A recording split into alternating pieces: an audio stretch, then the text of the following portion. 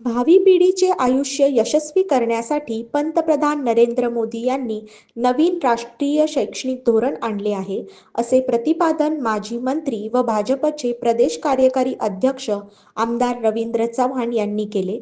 Bharatiya Janata party Maharashtra राज्य पदवीधर प्रकोष्ठ आदर्श शैक्षणिक समूह संचालित श्री बापूसाहेब डी विस्पुते शिक्षणशास्त्र महाविद्यालय नवीन पनवेल आणि यशवंतराव चव्हाण महाराष्ट्र मुक्त विद्यापीठ विद्यार्थी कल्याण व बहिशाल केंद्र यांच्या संयुक्त विद्यमाने नवीन पनवेल येथे शनिवारी नवीन शैक्षणिक धोरण 2020 संधी आणि आव्हाने या विषयांतर्गत शिक्षण परिषदेचे आयोजन करण्यात आले होते. या परिषदेचे उद्घाटक म्हणून ते बोलत होते. रवींद्र चव्हाण यांनी पुढे बोलताना सांगितले की विद्यार्थी दशेपासून चांगला नागरिक घडवण्याचे काम हे शिक्षकांच्या हाती आहे. राष्ट्रीय शैक्षणिक धोरणामध्ये राष्ट्रप्रथम ही भूमिका आहे. आपण देशाचे सुजाण नागरिक असलो पाहिजे. त्यासाठी देश प्रथम ही भावना मुळातच महत्त्वाची आहे. त्यामुळे भावी पिढीला या सर्व बाबी ज्ञात असल्या पाहिजेत. यासाठी शिक्षक आणि पालकांनी देशहित प्रथम बिंबवले पाहिजे. राष्ट्रीय शिक्षण धोरणात गुरुकुल तसेच कौशल्य आधार शिक्षण आहे आणि त्याचा फायदा विद्यार्थ्यांना सशक्त होण्यासाठी होणार आहे. भारत-पाकिस्तान युद्ध सुरू आहे. त्यामध्ये पाकिस्तान घाबरून गेला आहे, तर आपल्या भारतातील जनता सुरक्षित आहे. ते पंतप्रधान नरेंद्र मोदी यांच्या नेतृत्वामुळे आणि ते पण एक राष्ट्रहिताचे धोरण आहे, असेही त्यांनी यावेळी नमूद केले. राज्यसभेच्या खासदार मेधाताई कुलकर्णी यांनी बोलताना सांगितले की खूप वर्षांनंतर भारतात नवीन शैक्षणिक धोरण आले आहे. देशाला व विद्यार्थ्याला परिपूर्ण करणारे हे धोरण आहे. शिक्षण घेताना मातृभाषा प्रथम भाषा असली पाहिजे. जीवनावश्यक शिक्षण ही काळाची गरज आहे.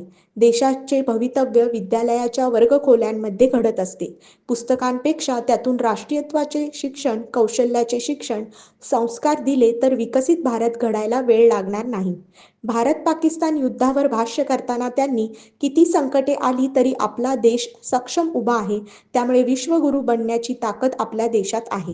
या युद्धातून देशाची भौगोलिक स्थिती वाढणार आहे आणि त्या अनुषंगाने एक इतिहास घडणार आहे, असेही त्यांनी अधोरेखित केले. नव्या शैक्षणिक धोरणाने भारताला नवी दिशा मिळणार आहे. या धोरणाची अंमलबजावणी करण्याची जबाबदारी आपल्या सर्वांची आहे. आजची शैक्षणिक परिषद ही विचारांची ठोस उपाययोजना करणारी होईल, असे मत भारतीय जनता पार्टी पदवीधर प्रकोष्ठचे प्रदेश संयोजक व आदर्श शैक्षणिक संकुलाचे चेअरमन धनराज विस्पुते यांनी प्रास्ताविकातून व्यक्त केले.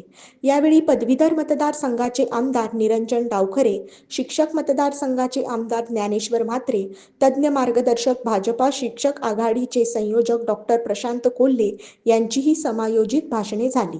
देवत विचुंबे येथील दादासाहेब श्री धनराजजी विस्पुते सभागृह आदर्श शैक्षणिक संकुलात झालेल्या परिषदेला प्रमुख पाहुणे म्हणून विधानसभेचे आमदार प्रशांत ठाकूर, विधान परिषदेचे आमदार विक्रांत पाटील, यशवंतराव चव्हाण, मुक्त विद्यापीठाचे कुलगुरू प्राध्यापक संजीव सोनवणे, कोकण विभागाचे विभागीय महासंचालक डॉ.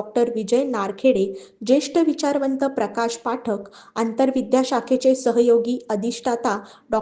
चंद्रशेखर चक्रदेव, भाजपचे उत्तर रायगड जिल्हाध्यक्ष अविनाश कोळी, माजी नगरसेवक गणेश कडू, आदर्श शैक्षणिक संकुलाचे चेअरमन धनराज विस्पुते, संचालिका संगीता विस्पुते, यशवंतराव चव्हाण महाराष्ट्र मुक्त विद्यापीठ विद्यार्थी कल्याण व बहिशाल केंद्राचे संचालक डॉ. Dayaram Pawar, Shri Bapusaheb D Vispute college of एज्युकेशनच्या प्राचार्या ॲडव्होकेट डॉ. सीमा कांबळे यांच्यासह विद्यार्थी उपस्थित होते.